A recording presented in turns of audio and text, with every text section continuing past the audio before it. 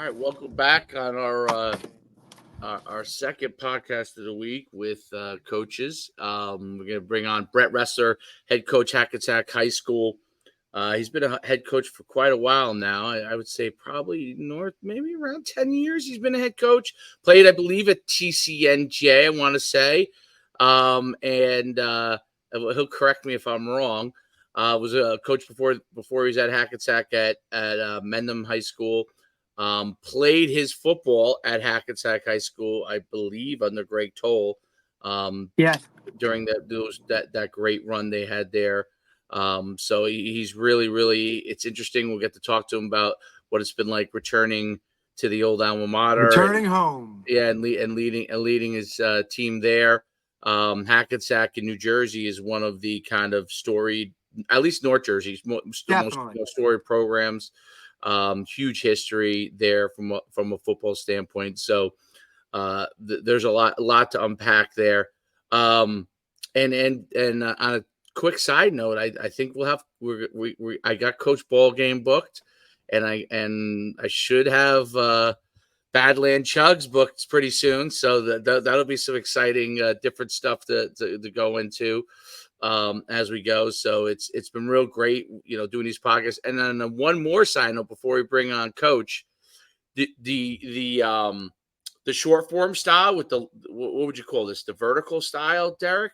I guess. Yeah, I've been testing it versus the landscape style, and this style seems to get a lot more views. So I'm not sure if YouTube is pushing it out more, like, what I'm saying, or maybe people are watching.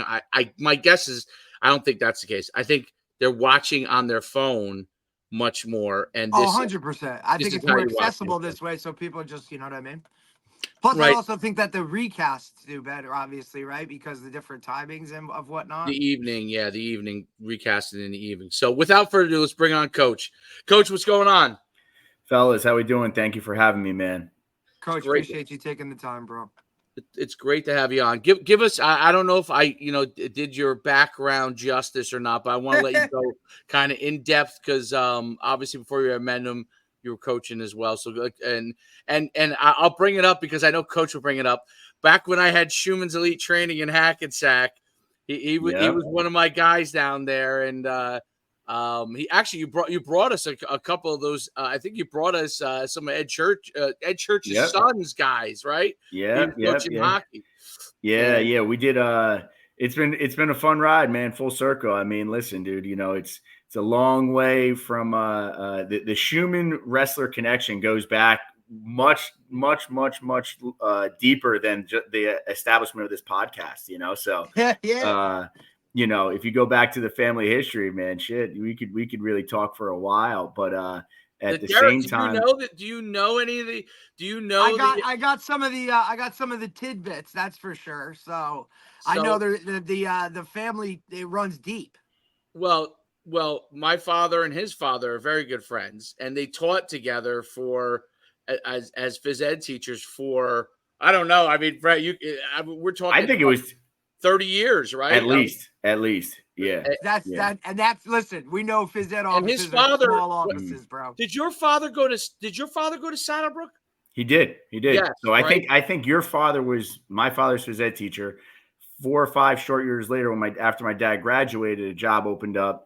He got hired into Saddlebrook, and then the rest is history, man. They shared a phys ed office on what is that, Mayhill Street? For Market Street. Market Street. And I taught there. There you go, man. So it was. I taught in the middle school for 1 year, bro. What an experience! Actually, it would be 1 year and a September until they let me out of my contract. But that's God bless different. You, man. And it was wild, dude. And Mr. Ressler, as I know him, because he was obviously a teacher when I was in school there. Mr. Ressler was the girls' track coach for incredibly long. At least when I was in high school, he was. He was for a very long time. And my father was the boys' track coach. And then eventually, Mr. Ressler stepped down from there. But and then my father did I don't know how they even called it, like a coordinator position or something. Mm-hmm. But that's when I think coached with him like a few years after that.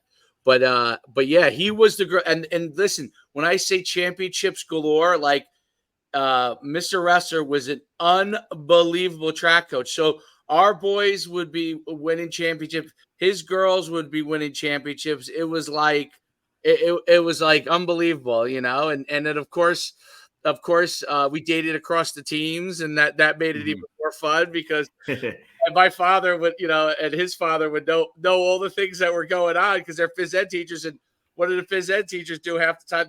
They're sitting there talking about what's going on.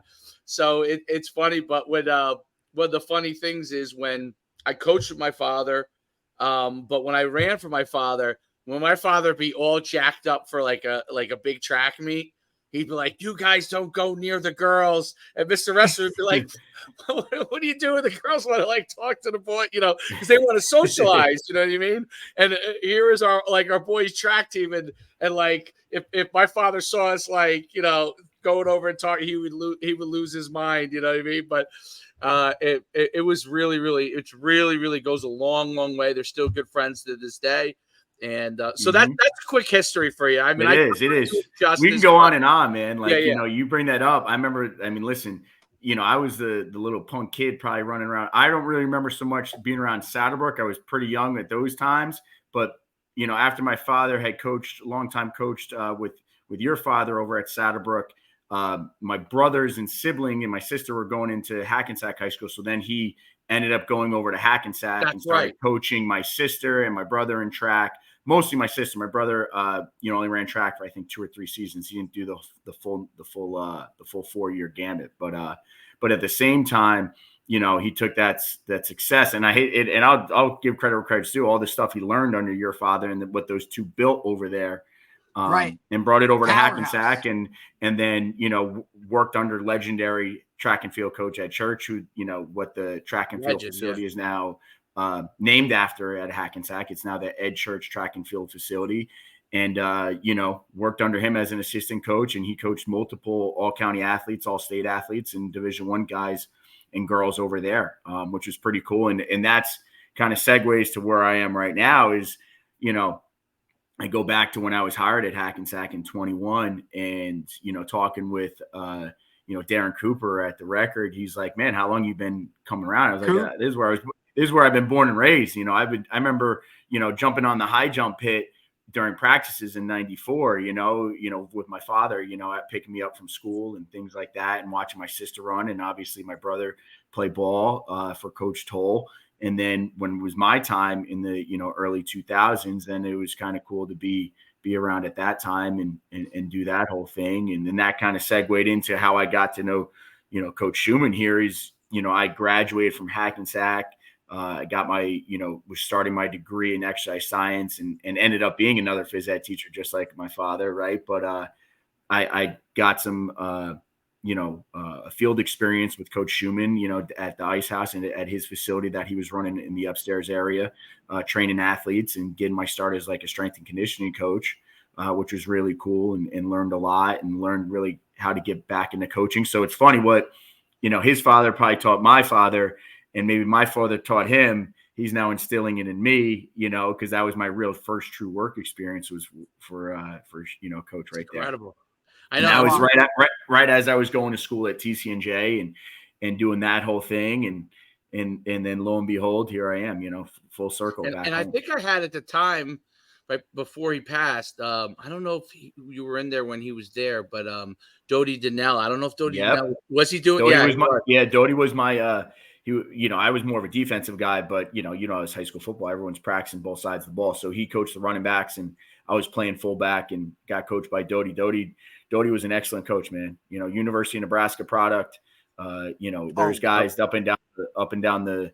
He's a legendary Hackensack name. You know, I mean, back in the 70s when they had Dodie Donnell in the backfield and another man by the name of Lee Larkins running the ball, those guys were the OGs of the 70s when it came to Hackensack, you know, their running attack. No doubt. Which was infamous because that was like statewide. Like everybody knew if you were playing Hackensack, like even me growing up as a young buck in Morris County, right? Like Hackensack was always in that top 5 of the state, whatever, or you looked at it and it was like Hackensack High, like, and they always had a run game. And that was just something, obviously, that was total opposite of where I came from at Butler, where we were spread wide and whatever. But you would look at Hackensack and be like, damn, these guys are always good. Yeah, well, and Hackensack football has gone through like lots of transitions over the years. Like the 70s, they were real good. Then there was like a little dip in the 80s, and then Toll took over. It brought it back. It's been kind of back and forth. That's why they brought you in. You know what I mean? Because they were looking, I think, for really some good stability and to build for the long term with Hackensack, because it is such a storied program. What was it? What was it like? So being a player, this is always my first question for guys who go back to where, you know, they went to. What was it like being a player there and now coming back as a head football coach many years later? It's unfinished business. That's what I like to call it. You know, obviously I have an immense sense of pride, and you know, yesterday we're at the Super Football Conference Media Day, and you know, I got asked a similar question, like, you know, somebody actually, and one of the reporters made a comment like, there's probably not a coach in here that has more pride in their program than you do. And I kind of took that in, and it kind of hit me a little later that, you know, when you step onto any football program, and you guys know as coaches, like you have to take pride in that because you want your kids to take pride in it, right? You know, that's you're pouring in immense amounts of time, energy, and all else in between into that program. And then when it's your alma mater, which basically molded and shaped you, now it's like it takes on a whole nother level. Like, you know, you talk about every coach, you know, has some sleepless nights, regardless if they went to their program or through their program or not. But then when it's really the one that built you and made you the person who you are, and you have direct connections with people in the community and families, and it just means that much more. You know, so it really is. I say it's a blessing, but also a curse, which is, you know, I always say that too. But at the same time, you know, with great expectations, you know, comes a great responsibility to carry through with that. And with pressure comes diamonds, you know, so it is what it is. And that's our mentality at Hackensack. We got to make sure it's been, you know, I lost the state title game in 2004. Our last title was 2000. We've won league titles along the way, but we want to get back and put diamonds on the hands of our players. And that's what we work towards. Yeah.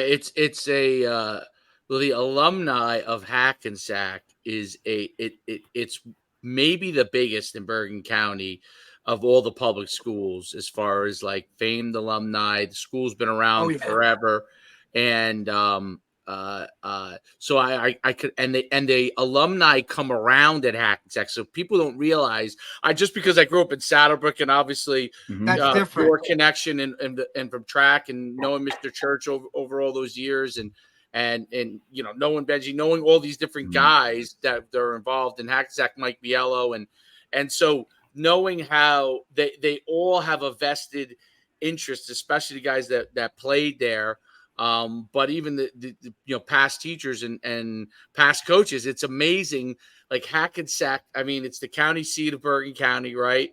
And it's really the capital of Bergen County, and so everyone really has a vested interest in it. And so it's so interesting to me, because that's always, I remember over the years of coaching, like every time like the Hackensack job would come open, or something was going on in Hackensack, you would hear everything, you know, when you lived in Bergen County. And as a football coach, like you would hear it. Oh, this is going on in Hackensack, or that's, and what is that like? And obviously, since you're an alumni, you know people much better than probably anybody else, right? What is that like, and what kind of relationships do you have to build there? I mean, listen, you know, if you look at my coaching staff, 10 of the 12 all play for Hackensack. You know, I have all-state running back Kaleem Hazel as my offensive coordinator, you know, an Eastern Michigan product. I have another all-state wide receiver in Walter King, as my wide receiver coach. Yeah. So, who also, he played at Rutgers. I have a quarterback from the mid, 2010s, Jalen Wheeler, that's helping out with our QBs. Up until last year, I had all-state linebacker Mike Sanchez as my defensive coordinator. That's the one thing, that, and to even rewind even more, the people that work in Hackensack with me, like I work under my former coach and Coach Gordon Whiting, right? I work with the principal now of the school was my former OC and offensive line coach when I was playing, Jim Montesano, whose family all went through in the 90s. Celso King is another one. Cool. Yeah. So like, so it's like, and then not even to forget, like the guy, who also coached me in high school was took over for Coach Toll, was Coach Ralph Doss, right? Who was also my football coach and wrestling coach. He's a hell of an asset to have in the halls, and he's still around. And there's not, you can't walk down a single hallway on First and Beach and not bump into somebody that's willing to talk football with you. And then you go back even more, like, I share phys ed office with, a longtime assistant coach and TC&J alum and All-American there, Ressler was, Mike Walker. So like, there's just athletes and coaches galore that just want to help you be successful and help the kids and have that Hackensack pipeline. And that's just the alumni connection. Now from a game day atmosphere, you walk on Thanksgiving Day, like, and we've been fortunate these last, 2 times we've been home that, the weather's been great. So you're talking the stands are packed. You got people along the fence. We always do our Hall of Fame inductions, so it gets a little crazy. And but it's all, that's what it's about. It's family, it's community, it's everything in between. So hold on, you're about to maybe meet one of the next comments. This is my daughter walking in. Right? Can you say hi, Reagan? Right. So, but that's what's the cool part about being a coach at Hackensack is the family aspect, because I can bring her around. And then at the same time, I can, enjoy talking with people that shaped me and molded me and get through that, That's very, very, very cool. How old are you, Reagan? Reagan, how old are you? Can you say 5? 5. 5. Nice. Mm-hmm. Yep. So, yeah, I'm living the life, brother. I got one that just turned 1. Yes, I have. Man, soak it in That's for sure, brother. So. Girl dad, I'm gonna savor it because I know it's like these things only happen once. It's definitely been an eye-opening experience for me. But I love it, but like you want that, right? Like you want to be able to take your career and your passion and, kind of mold them where it is a family atmosphere, right? Like, and Dave and I, we go back, right? And we always talk about this, right? When we talk about like guys in college, coaching in college and, just that rat race of, hey, my family's living here, but I'm here for the season, or, you're sleeping at the office. Like, then you have guys like, Dabo Sweeney that are like, you got to go. Like, if I see you in the office and you're missing your kid's stuff, like, we're going to have problems, right? Like, so there's a fine line between it. But when you can link it, especially high school wise, with your alma mater, where you have all of those outside and people coming back and all that other kind of stuff, like, it really just adds and shows your players too that the culture, and it's more than football, right? Because, you have guys these guys don't know anybody from even the 90s, you know what I mean? Like, they look at them and they're like, that guy's ancient. And meanwhile, you're like, I looked up to that guy. And he's now coming back for games, or he's, in your building as an administrator. Like, that to me, and for example, when I was at Mount Olive, all of my administrators were sports-oriented guys. And that's not any knock on academics or any of that nature. It's just they got it and realized how important that was to the culture of not just football, but like the entire state. Pick up those crayons. It's funny. She's messing with the ice machine over here, so it's funny. She's filling up her water and going back to watching whatever she's watching, because we got a rainy day up here in Morris County, But no, but like you said, it is, high school football is, I think, an American pastime. Everyone talks about baseball, but like, you coach football or being a coach in any sport, like it's truly, in my opinion, everyone says college is the best 4 years. Now, high school has got to be the best 4 years experience of your life, because it shapes and molds you. You go through those awkward stages of coming into high school, trying to figure out what you're doing and who you are. And then by the time you leave, you kind of have a gist of, what you want to do in the world. And like you said, when you look at the family atmosphere of it, like that's what makes it work. Like you're not scattered all around the country. You're not spending, 17-hour days in the office during the season, coaching Division I ball, or, coming home late at night. And then the next thing you know, you got to answer DMs and texts from, recruits and things like that. It's like you can truly be a father, be a family figure that to be honest is very important in the world today, man. We need more people that are stepping up to be those role models for their kids. Yeah, I mean, you even see, pro coaches and college coaches starting to force their staff to go spend time with their family. And I saw it like, Bruce Arians, said it to his guys, and Andy Reid is saying it to his guys. So those kind of things are really becoming bigger and bigger things. And obviously in high school, that's the great thing about coaching high school. You're going to work hard, but you still have to. You still have the ability to have a family, have a relationship with your family, which is a good thing. And that's I think it's super important.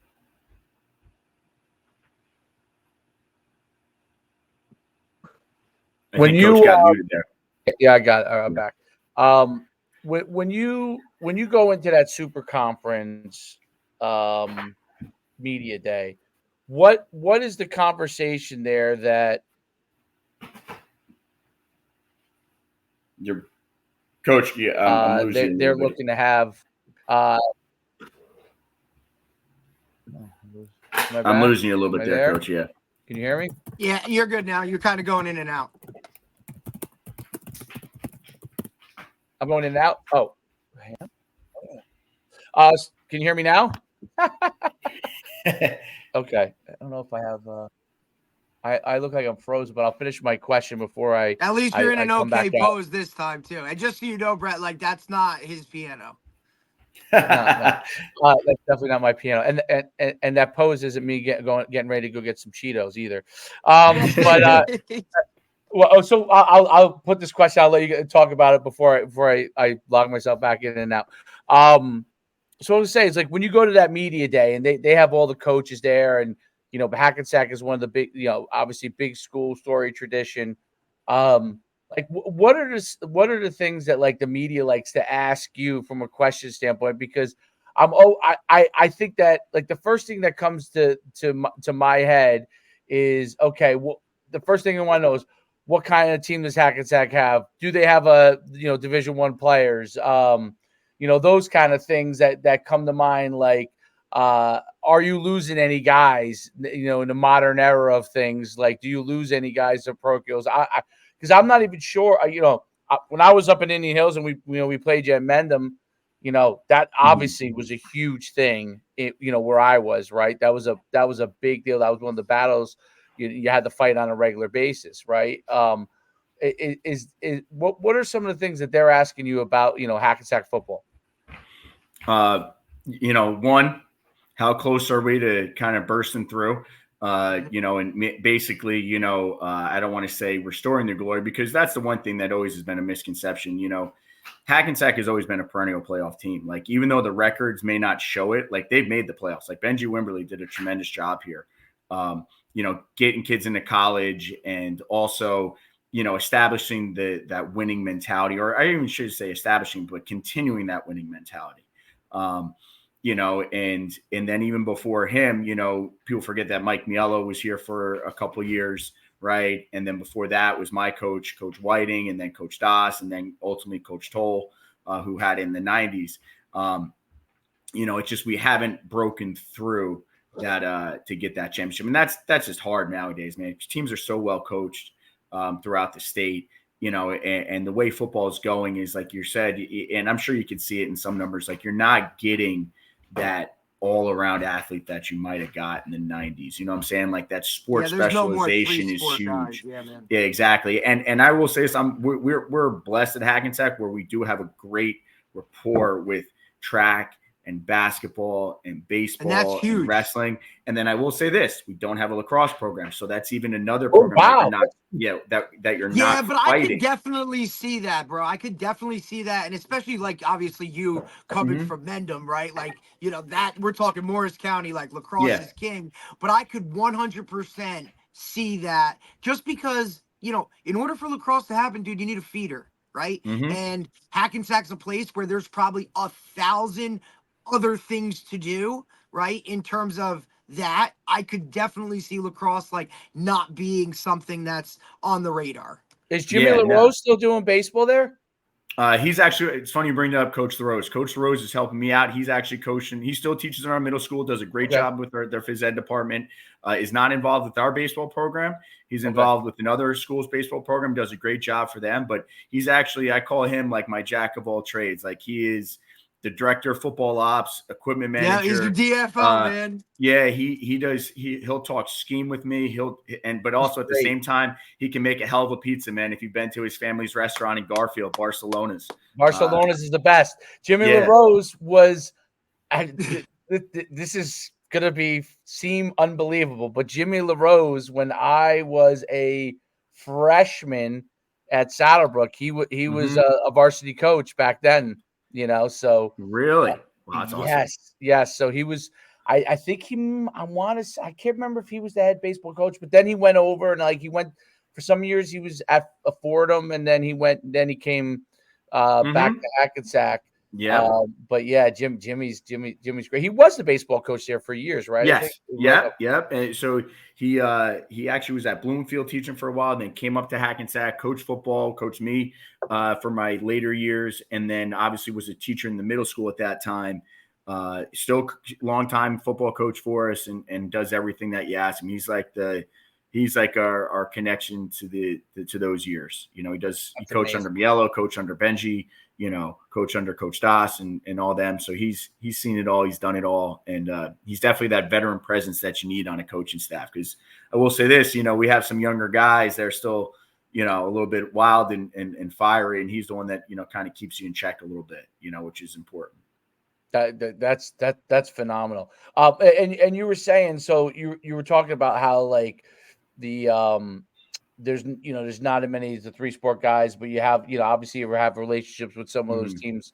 I'm curious because I see a little bit at the youth level. Is your daughter your oldest? Yeah. So you're kind of maybe just beginning, but one of the things that I find interesting about youth sports is that football players will play multiple sports, and maybe some of the basketball players, but there's a lot of sports where they're trying to immediately, like from the time they're young, putting them in like one sport. So it does make it, I think it does make it harder when they come up to high school. You have to almost like re-recruit kids who may have played like different sports. Is that something that you do? Like, do you walk the halls still at Hackensack? Hey, listen, my best kids are some of the kids that didn't come out until their freshman year or sophomore year. Like I will say that we have an all conference lineman coming back and Big Mike Nieves. And he was a kid that I saw play freshman basketball. And my defensive line coach also is a Hackensack alum, Rich Clyburn. He saw him too. And he's like, yo, we got to get this kid out.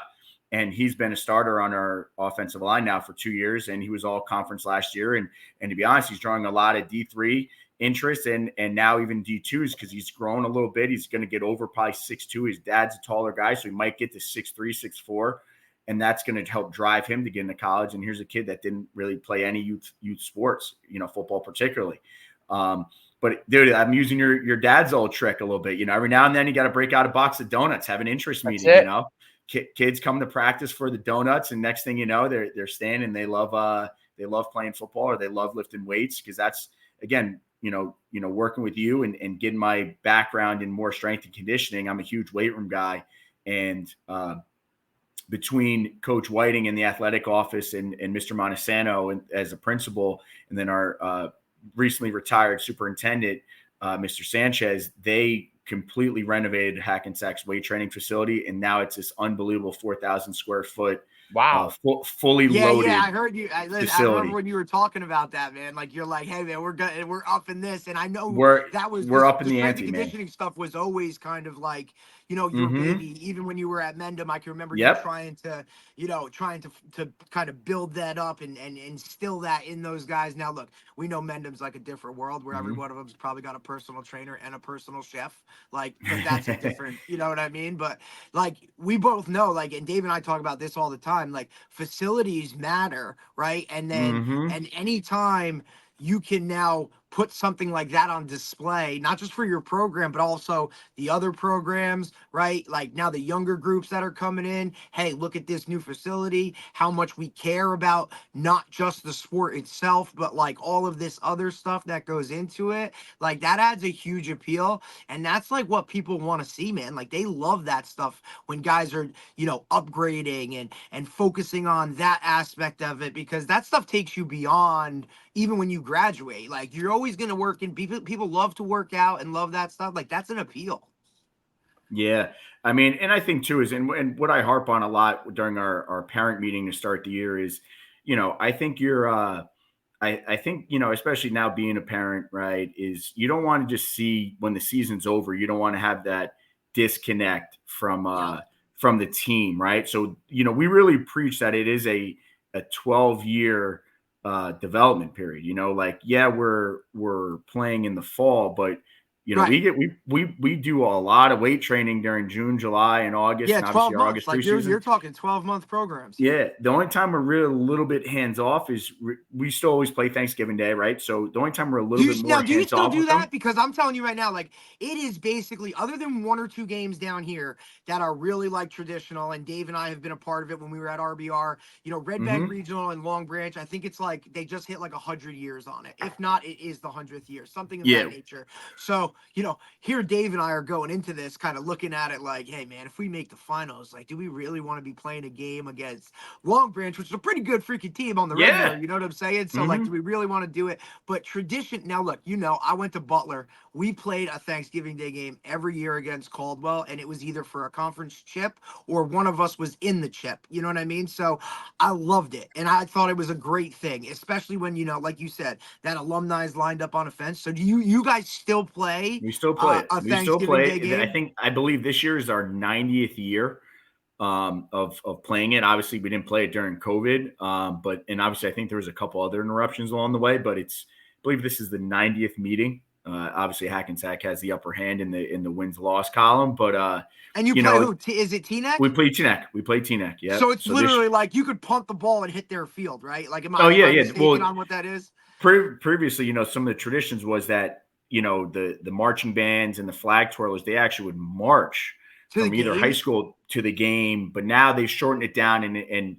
for the sake of obviously transportation detail and everything like that, and traffic on Thanksgiving is they only march from a select area. Yeah, it's not like it's not like that's a main road or anything with people traveling in on Thanksgiving Day. Bergen County, coming through, Anderson Street or Main Street in Hackensack, all that stuff, Queen Anne Road and Teaneck, I'm sure that's not an easy road to, shut down. But no, but you are definitely like one of the few. Yeah, there's only three. I know like South Jersey, like Philly area still does some of it, right? But for the most part, like a lot of those games, man, have been straight up eliminated just based off the way the schedule is and, when the state finals are and just people just like, I don't know. It's something it's sad to me because I was a part of something like that. And like, I loved it. I thought it was the greatest. It was my favorite game every year, no matter what. Yeah. And like that tradition stuff, like, and Dave and I talk about it a lot with, just the way how things are now with, kids leaving schools and transferring and all that. Like you just sometimes like guys don't understand that stuff, right? Like that tradition stuff, that camaraderie, like all of those things, like that's what you remember moving forward. And I think a lot of these guys are just so worried about me and where can I get into the next, how am I going to get to the next level, or how am I going to go to this school or that they kind of start to lose out on that locker room team tradition stuff. And it to me, it's just sad, and it's hard to continue to instill that culture, right? But like, that's part of it, right? Like, because that's what drives programs for success. Yeah, I mean, when you look at it too, like, you can go up and down. Like, the hardest thing I think people have to realize it with this Thanksgiving Day game, and we were a playoff team, but then we picked up like an exhibition game at the end of the season with Elizabeth just to fill that void, because like the first round of the playoffs really you're a month you're out. a month, you're a month before, month so you away. Yeah. So like, I hate the Thanksgiving games. So I'll give you my polar complete opposite thought process on this. I absolutely hate the Thanksgiving games, and I played in a lot of them when I was in high school, and they were fun. I mean, they were great. Yeah. But to me, like, if your season's going well and you have a chance to make a run for the playoffs, that's frustrating that the Thanksgiving Day is looming there.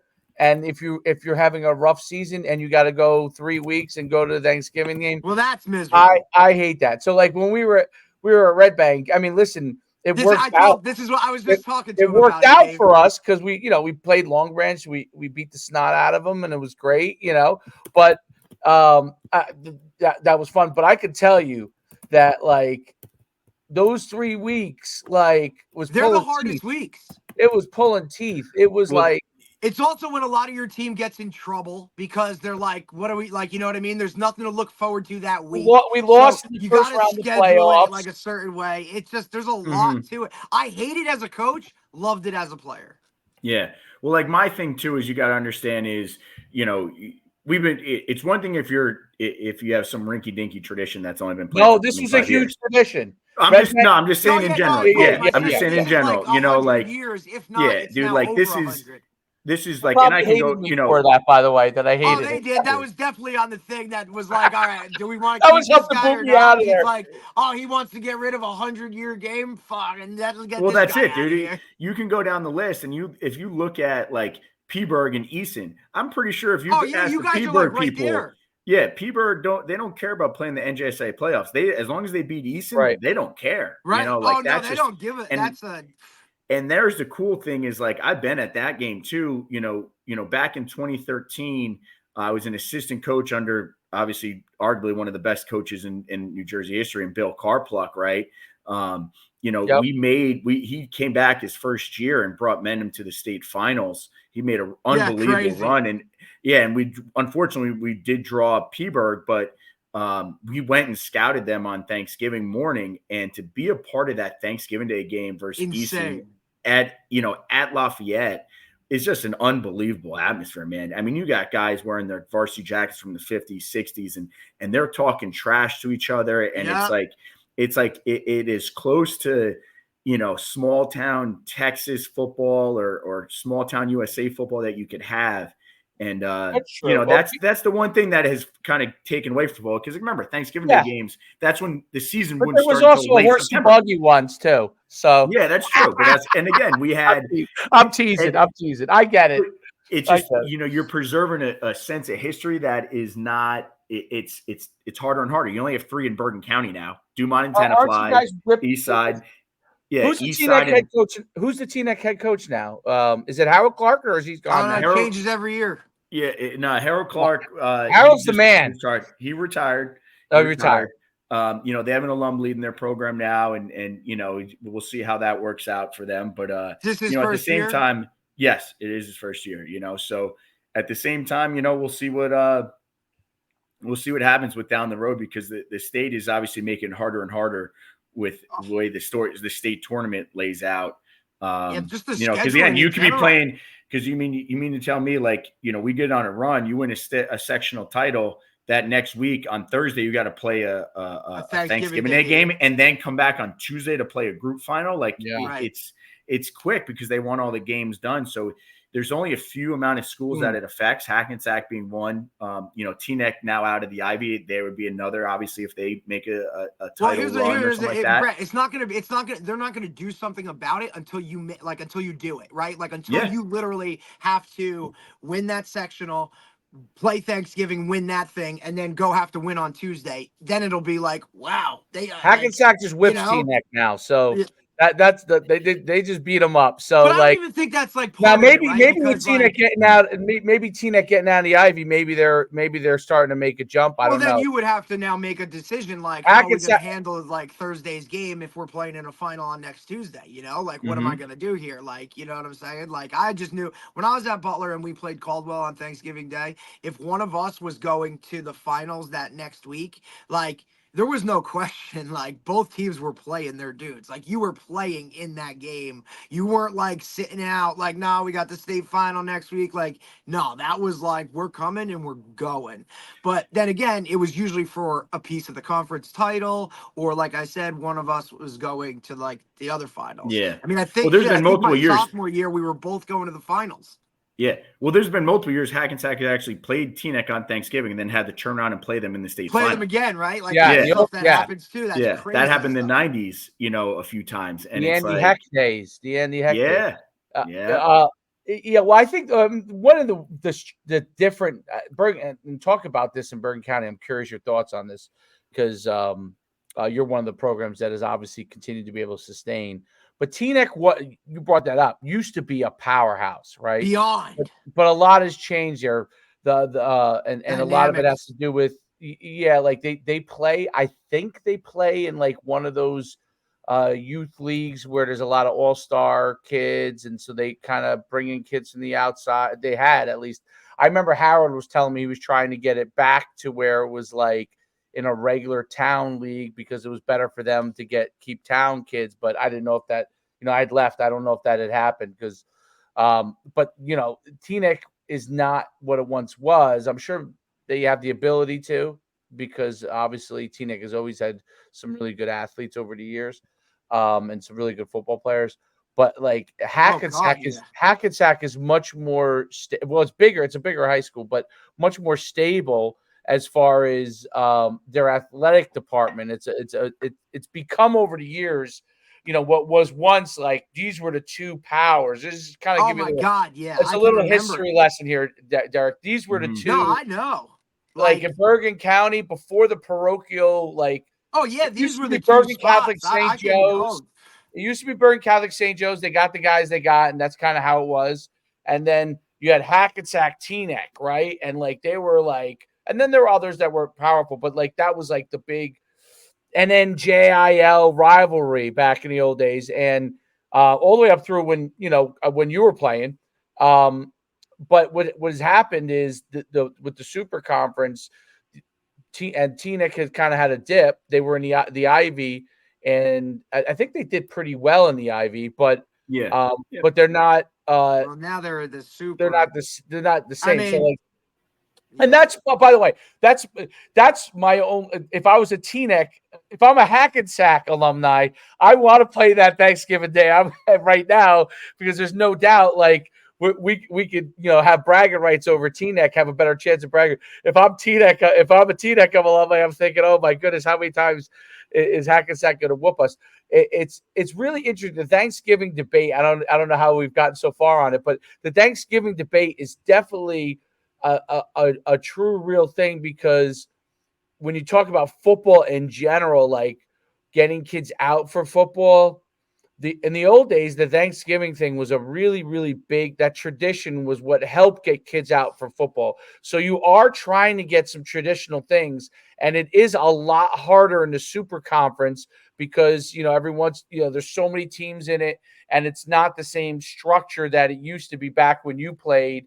And back when I played, like when I played at the BPSL, like you played, the same teams every year. You knew who you were playing, and you look forward to that. That's what's changed a little bit. The Super Conference is magnificent in itself and what it does, but it's also lost some of the luster and as far as like the actual traditional rivalries.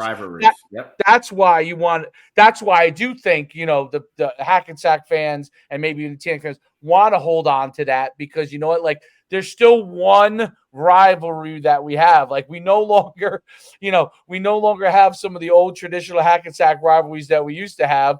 Now, at least we still have one. Is that kind of a little bit part of it, or? I'd say, what the biggest thing is after this, I think we got to get back to, talking ball a little bit, but with the Thanksgiving game is, I know. At the end of the day, it is. Eric brought it up. We'll put it out there. And the Ivy did exactly what it's meant to do. It's meant to help revive programs a little bit. Like TNEC you're right, did fall on some hard times. That's why they're in the Ivy. They had success these last 2 years in the Ivy. I believe they've gotten, just going off the top of my head, I think they have 14 wins in the last 2 years in the Ivy. So 7 wins each year.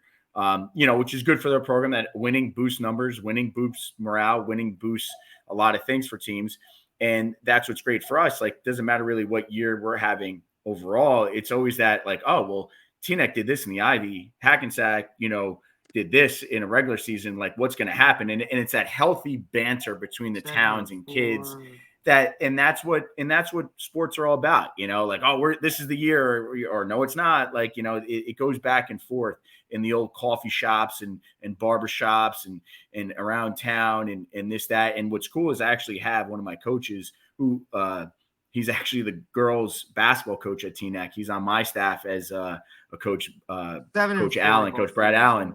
And, he played at Hackensack, and same thing. He sees it from both sides. Like, when it's winter season, he's all about TNEC, athletics. But when it's the fall season, he's all about Hackensack athletics, and so on and so forth. But that's what Thanksgiving's all about, man. It's a healthy rivalry. It keeps the tradition, holding on to the tradition of yesteryear, and allows us to kind of put it on display, a thing of the past that isn't really around anymore for a lot of schools on Thanksgiving morning. It's a homecoming for everyone. And when you win, it's great. And unfortunately, when I lost as a player, that turkey is the worst tasting turkey you're ever going to freaking have, man. So, Who do you guys have on the schedule this year coming up? Arguably we're, you could say we're in one of the hardest conferences in the state, Yes, from you are. From a public school standpoint, Dude, you got look at some our conference. hammers. Yeah, we got Northern Highlands. We opened up Northern Highlands in conference play. Followed up by Wayne Valley, followed up by Ridgewood, followed up by Ramapo, and then obviously, who's the team I'm missing here? No, that's it. It's only 5. Only 5 teams. Yeah, and then you got Passaic, Kennedy, and Barringer sprinkled in there with Eastside, who's done some things. Yeah, Coach Maggs does a great job at Eastside, man. He's a great guy and a great person for that job, and I have a lot of respect for him. And obviously, I would have loved to see, that long time traditional rival and old school NNL rival with Clifton on the schedule a little bit, but that didn't work out. There's times we played Passaic County Tech, who's been a hammer. Yeah, so we always, at the end of the day, like, Hackensack, we don't duck smoke. If people want to play us, we play them. Just name the place and time, and we'll get it done. Obviously Barringer is new to the schedule. We haven't played them in a pretty long time. But, however they made the schedules, they matched us up. And obviously TNEC is always at the end of the year. And the one thing, I'll end with this, that game is very competitive, for a better term, right? It gets heated, it gets passionate. And that's fiery. Because, and I'll say the same thing, man. For a lot of kids, it's the last time they're ever going to put helmets and shoulder pads on. It's the last time they can ever hit somebody with all their might and ability and not get arrested for it. They can do that the next day to that same kid. Stole my line. And they're gonna get arrested for it or something like that. Like, for, again, a lack of a better term. It's just, football is a physical sport, and that game lets out physicality on both sides of the ball. And that's what it's about. Eastside and Kennedy are the same way. And when the parochials used to play it, it's the same thing. Bergen Bosco in the finals. That's a physical game, man. It's passionate. I've been a part of that one, dude. That's incredible. It's the only time I've ever felt an outdoor stadium shake was playing those two. And that was at Overpeck Park, right? So there you go, man. I'm just telling you, how rivalry games get, man. It is. It's Ohio State, Michigan, man. Yeah. It's Ohio State, Michigan. And I'm fortunate now to be a part of one down here, right? Like, where I'm at now, Brick Township Yep. against Brick Memorial is become like a big time rival, and they don't screw around. Like that's week 1, right? Like, and we don't even have a week 0 game. They do, right? But like just to kick off that first one, it's like boom, here you go. You're playing the dudes on the other side of town, and it's like old school, like like even like a Wayne Valley, Wayne Hills type thing, right? Like that used to be like where. And I always diagnose rivalries by like both sides have some clout in it. Like it's not just like one team always wins, but even when it's unbalanced in that fact, like like these dudes are coming to play. Whether it's 0-10 against 10-0, it's gonna be a physical game. Like that's just what that stuff brings out, man. It's awesome. That's it. That's why. Rivalries are so important whenever they decide, schedules and things like that. That's why those perennial powers and those perennial things, are so important when you look at scheduling, like, and I'll talk from a Morris County standpoint. Like at the end of the day, Roxbury playing Irvington or something like that, but Roxbury playing Randolph, yeah, that's a game. You're looking at like and I'll go back to Mount Olive, Roxbury, like, you know what I'm saying? Like Mount Olive, West Morris, like. Yep. Yeah, and like I'll go anybody back to against West Morris seems like a rivalry game. You know what I mean? Like, and you've been a part of some of those. Yeah, I've been a part of those traditions and those this, long-time coaches, right? Like those guys that have been there for a long time and are just like I call them just steady eddies, right? Like even when they're supposed to be bad, they're good. Like those, and it's kind of like I always equate being down here in the Shore to Morris County football because that's kind of the levels you're getting, right? And those, but the problem with the Shore down here is every year they redo the schedules. So it's not even like a home and home. Like, all right, you were better this year, you're bumping up, or all right, you were bad. Like, I mean, where I just was, we played one school on the road 5 years in a row. Like, you know what I'm saying? There's not that whatever back and forth, but it's definitely a big part. But you see it from the NCAA, right? With like the Big Ten. Now all of a sudden you got USC and UCLA and Oregon. Rutgers is going out to USC, right? For like that game. Or like, hey, Rutgers has a shot to win a lot of games because they're not playing the top 5 teams in the Big Ten this year, right? Like, I don't know, dude. Like, Rutgers gets to go play UCLA in the Rose Bowl, like for a regular season game, like. Does that take something away from it? I don't know. Coach, what is your youth program like now these days as a feeder for Hackensack? What's the situation there? Is that are you getting a ton of players still from the feeder?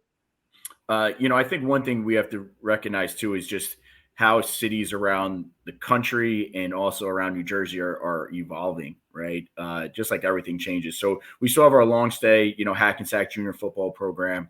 They run everyththing. We always get a steady slew of players from them. The biggest thing is people got to realize that Hackensack for a long time had Maywood, the town of Maywood, going to Hackensack. We don't have Maywood kids anymore, right? Oh, that doesn't happen? Where do they go to school? No, Maywood now goes to Beckton. They drive down Route 17 to go to Beckton. Why? Is there a reason for that? Like, is it politics? Lack of a better term, probably politics. If it don't make dollars, it doesn't make dollars, it doesn't make sense, right? So it might be that. That was all before me. That was all. Those wheels were set in motion before I got the head job. Now, as an alum, did you get like Maywood, like were Maywood kid? Like, because look, you can divvy it up and be like, hey, this kid's from Maywood, he's that way, or this guy's from that town, he's that way. Were Maywood kids a big part of the program for Maywood? Different way to word it. Yeah, and I'll be biased, man. I grew up in Maywood. Yes, I went through Hackensack, but and I spent the majority of my time in Hackensack. But I lived in Maywood. I grew up in Maywood. Went through Maywood, Maywood public schools till 8th grade. Then went to Hackensack for high school.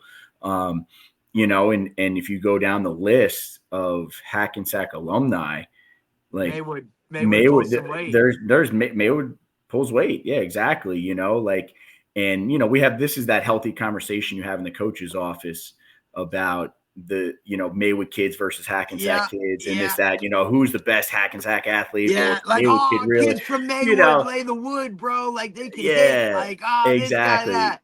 It's the same thing at Butler because you have two towns that even small Butler, you have Butler and Bloomingdale, and they've since merged the youth organizations, which I think is one of the greatest things ever, right? Because up until 8th grade, both towns had their own youth programs. So you never played with some of those guys until you got to high school, right?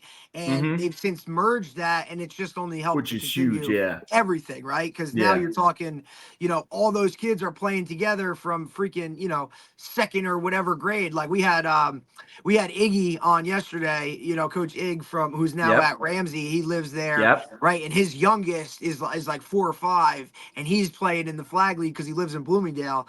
And it's just it adds that whole tradition, and you can start it sooner where now your guys are kind of linked up and moving forward. That's crazy. I didn't know Maywood is now going to Beckton.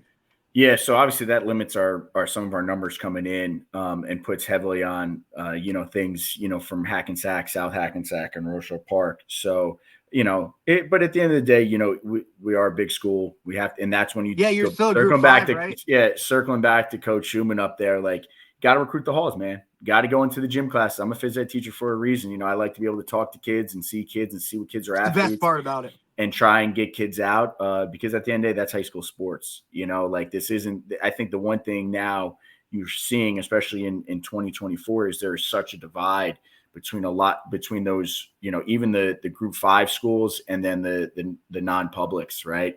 It's crazy. So we still live and die with recruiting our hallways and not worrying about, going out and getting the best kid from this town at this age. And, we recruit our kids, we know our kids, we recruit our own halls, we recruit our hometowns, and, make sure kids know that there is a pathway to a solid future coming through Hackensack. Like we have the best facilities now. Name a school in Bergen County that has a pool on site. We do pool. It was 90 something degrees, 100 degrees with the heat. We're all right, cool. We're not going outside. We're going to go do a pool workout. It's awesome. We're going to go in our 4,000 square foot weight room that's air conditioned and get it done. There's already talk about converting one of our gyms into an indoor, and putting turf down and figuring out a way to make that work. There's early stage planning to put a bubble in at one of the fields at one of the Hackensack schools, just to alleviate field space and make sure it's year round available for kids.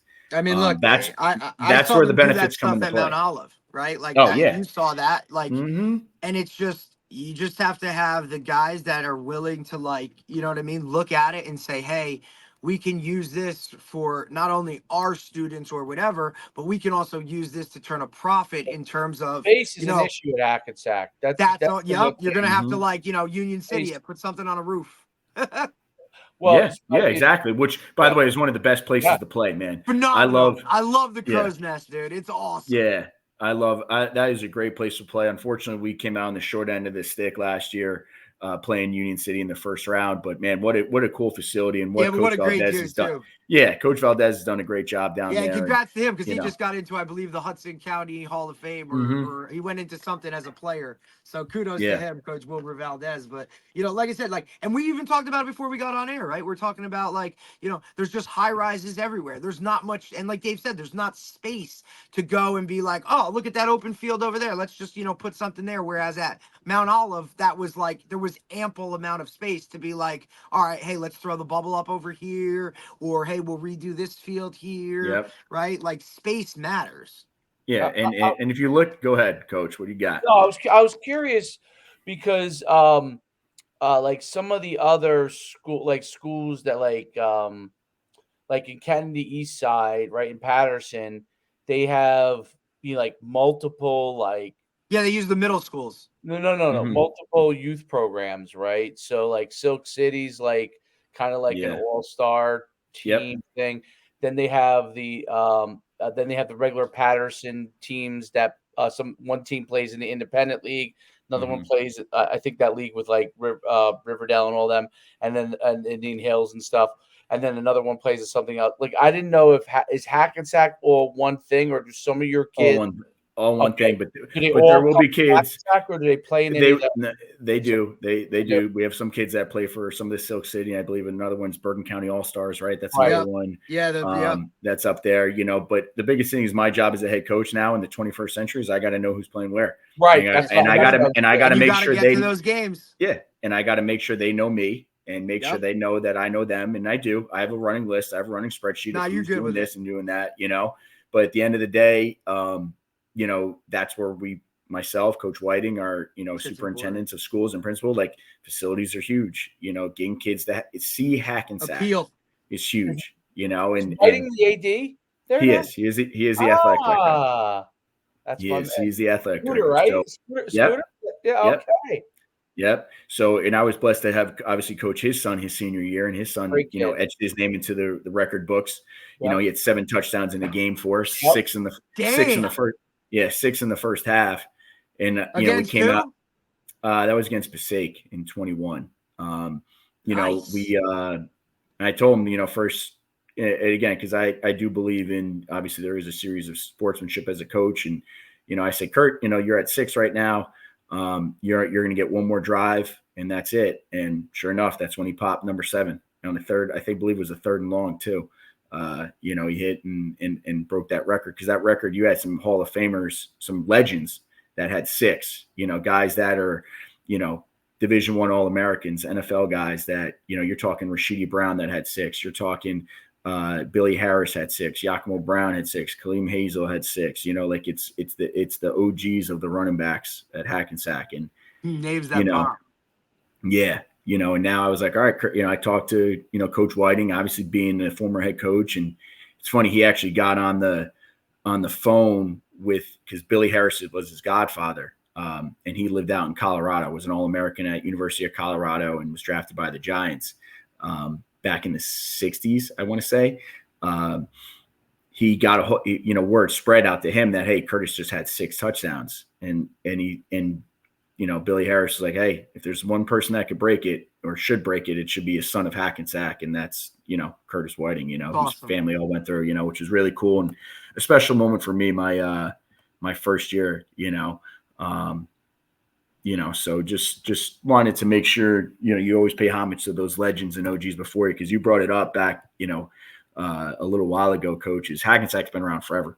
Our first football team was 1902, so that's one of the battle cries we always tell kids, like, hey, listen, man, like, if this ain't for you, this ain't for you. But at the end of the day, like, there's a standard you have to live up to when you put on, the blue and gold. And regardless of how you feel about it, I said, football is going to be here whether you like it or not, and it's going to be here after you, and it's because it's been here before you.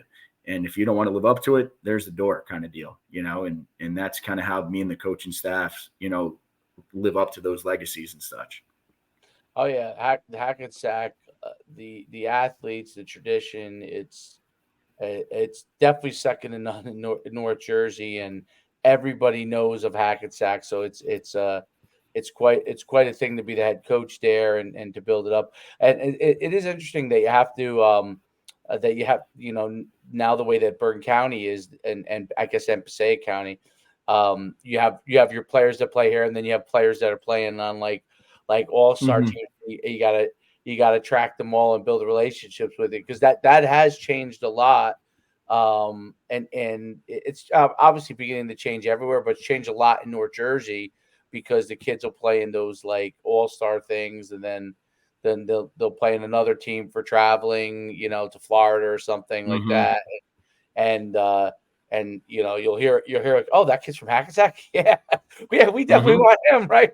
So yeah. It's so interesting how that all works. And I definitely, the hallways in Hackensack have always been recruitable and will always be recruitable to the end of time, because it's just you have so many kids that I used to always do the same things, even Saddlebrook and other places, but yeah, I mean, it's one of those places where you could have a kid that was playing basketball throughout youth, didn't play any football. All of a sudden he comes in, you're like, wow, this kid could be a phenomenal football player, not just a basketball player. And Hackensack has such a big tradition in basketball, right? So a lot of kids may start out in there, and then those are kids that can become football players for you. And there's other sports as well, obviously wrestling, but there's so many good sports there that you're able to be able to find kids, just being there and being a phys ed teacher and being able to be around those guys.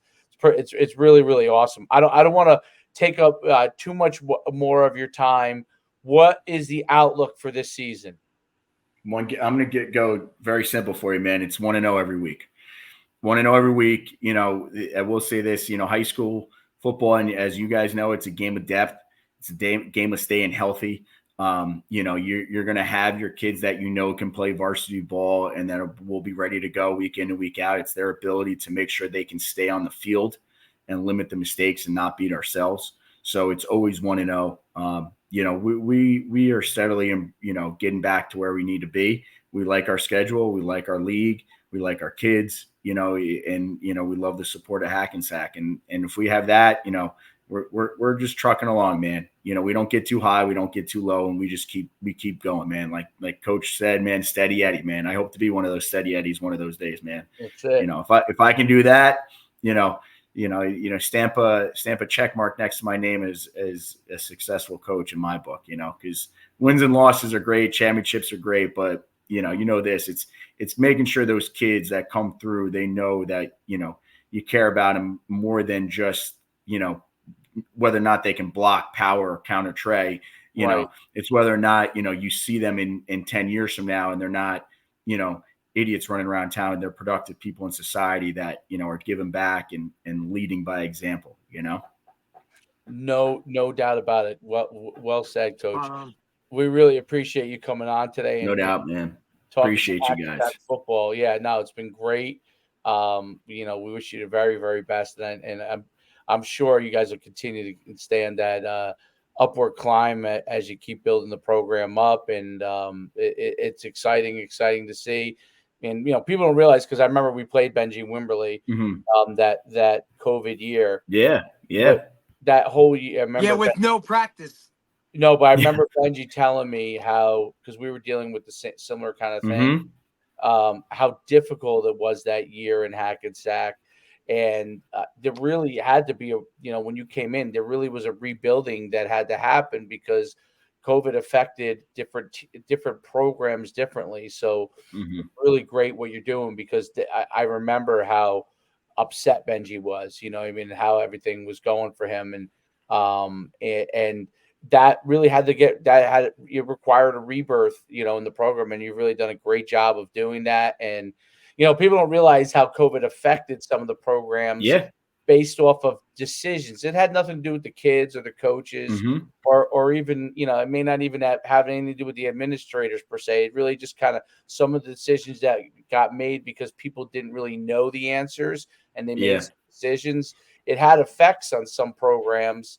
And some programs had harder to, it took a little while to come back. So you've done a great job of really building that right back up. And kudos to you for that. And, obviously much success in the future. Appreciate that, man. And again, just briefly, I'll touch on, just COVID in general. I mean, I hate to say, or hate to even look back and think people are judged on those COVID years. It's because I think it's just a blessing that kids got to play. You look at the cities were shut down. People are this or that.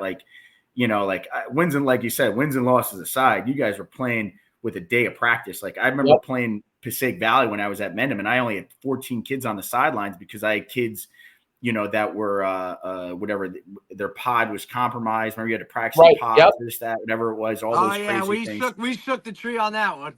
Yeah, so it's like, I couldn't play a game, and I'm bringing up freshmen that were not ready to play a varsity game, especially against Passaic Valley.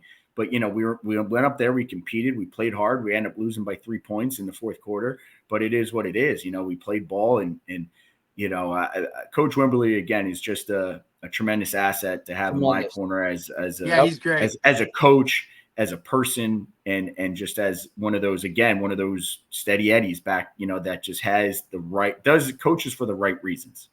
That's, I think, one of the most important things, and has continued to do it right. And now he's moved up to being an assemblyman. We've had him on, right, and we talked Patterson. We talked everything from Patterson Catholic to politics, and it was, he's phenomenal. His son does some good things too, and with all his stuff, and he's just a great asset to have. It was crazy. When I was at Bosco, we played Hackensack, and that's when I believe one of his sons was on the team and had just transferred from Bosco to Hackensack to play with his old man. So I saw it like at the start of when he took over, and then to see him obviously when we were with Dave at the end of it, you could just tell that like it was taking its toll and like something needed to be done with Hackensack itself. So, and look, and you and I've known you since you were up there in Mendham and whatnot and playing Mount Olive every year. And it's just like, it was good to see you go home because I think that's exactly what they needed. I appreciate that, man. That was actually my first win as a head coach was against Mount Olive. So there you go, in 2016, man, my first You're year. Welcome, dude. You're welcome, bro. I still have that. I still have that game ball somewhere. That's one that actually. You want to talk about the biggest shit show of my life? Like that might go down in history. Like, yeah, man. But good times, everything. Man. I appreciate you coming on, dude. No doubt, man. And like you said, man, everything happens for a reason. You know, I believe in that. But nothing but the best to you guys, and thank you again for having me. Make sure you give my girl Danielle her props, bro. She's one of the best trainers in the she is phenomenal. Without a doubt. Yeah, she does. We're very fortunate to have her, and we actually have another full-time that's just as good now. Deja Black. So we're fortunate to have two full-time trainers. So it's awesome. That's amazing too. Good job, man. I'll catch you later, my man. Buddy. We'll see you soon. Have a great season. Absolutely. Coach. Hey, be good. Best to your father too, Coach Schuman. All right. Thank you. He's doing well. He's making progress. That's all that matters, man. That's all that matters. Absolutely. Thanks, buddy. Be good. All right, that was great. That was really great. I realized it was raining because I can't see from the basement. I think that's what was like all kinds of. Oh, it's horrible out. Yeah. That might have been why I was having. I'm dealing with. They're dealing. There's all kinds of stuff going on down here. Yeah. Great podcast. Great talking to him, and then we'll be back Friday. Coach Dunn. Coach Dunn on Friday, which will be great, dude. Get ready for a ride. So that'll be really great. Let's get off, and we'll see you guys next time.